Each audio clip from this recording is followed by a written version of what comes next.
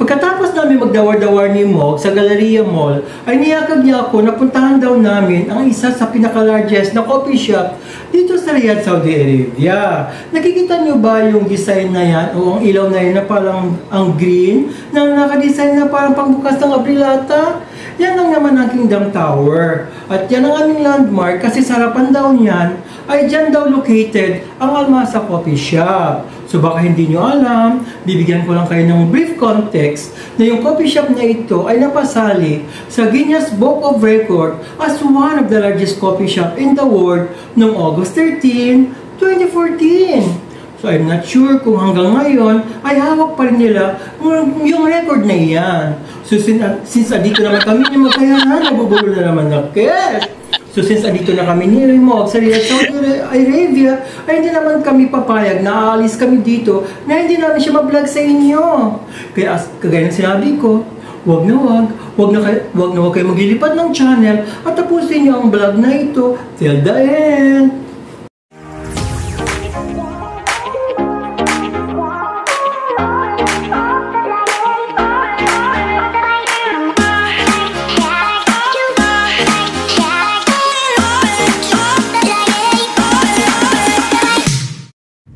Yan ang bubungad sa inyo pagpasok nyo dito sa may Almasa Coffee Shop, yung katutubo na nag-aabang ng mga taong pumapasok dito. Yan naman ang certificate na na-award sa kanila ng Guinness Book of Record as one of the largest coffee shop in the world noong August 13, 2014. O baka naman naghahanap kayo kung baka may Arabic version naman para sa aking mga Arabic followers. Well, hindi naman kayo mabigo kasi ayun naman ang Arabic version ng kanilang certificate na nagpapatunay na talagang isa nga sila sa pinaka-largest coffee shop. Very spacious ang coffee shop na ito. Malaki siya. Ayan, ikutin ko para sa inyo. Ang dami niyang display sa walls nila. And then, ayan, kung napansin nyo, for sure, meron naman, di ba? Iba-iba ang design ng kanilang mga tables and chairs, ang furniture nila dito. Dumating kami dito ni Mogs ng around mga 10 o'clock ng gabi. It's Sunday time, kaya siguro hindi pa puno ang mga tables and chairs nila dito. I'm not sure kung during weekdays, sa laki ba naman ng shop na ito, ay mapupuno naman siya. Yan ang abangan sa susunod na kabanata. Heto ang tita nyo, inikot talagang buong siya para may pakita ko sa inyo kung gaano kalaki, gaano ka-spacious, at gaano kalinis ang coffee shop na ito. At meron din sila mga TV on the walls, ha? You have bestseller hot choco here, right? The one in the map. Yeah, the 126 or 25 BLE? 26. 26. I need that to order a choco.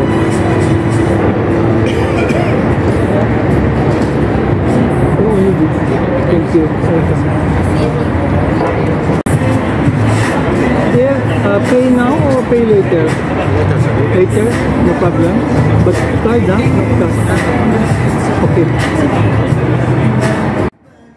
Ayan ang table number na napili ko, number 38. At ito naman yung hot chocolate na aking in-order na nilagay nila dyan sa kanilang glass coffee mug. Ang price niyan is 26 riyal kada isa. At ito na si Mogi, karating lang.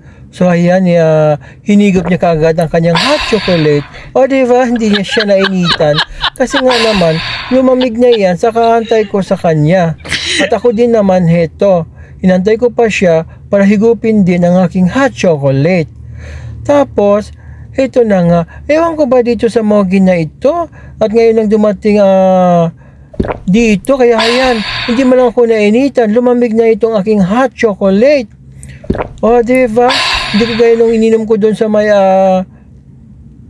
Tim Hortons, talagang OMG, napa-OMG talaga ako sa sobrang init. Pansinin niyo ang background namin ni Mogi sa aming likuran. Yan ang Kingdom Tower dito sa Riyadh. O diba, nag-iba-iba siya ng kulay, ng kanyang lighting pa-effect. Kaya itong si Mogi ay super amazed talaga. Naalala ko, nang kinoconstruct itong Kingdom Tower, ay andito pa ako noon sa Riyadh. Kaso, nung nagbukas siya ng 2002, ay wala na ako dito kasi nailipat na ako sa May Damam at Kubar area. O baka hindi nyo alam ha, bigyan ko lang kayo ng heads up. Ang Kingdom Tower niya yan ay meron siyang 99 story. Ganyan siya ka taas. I'm not sure kung siya pa rin ba ang pinaka mataas na tower dito sa Riyadh. Kasi siyempre marami na rin ang mga nagtayuan dito.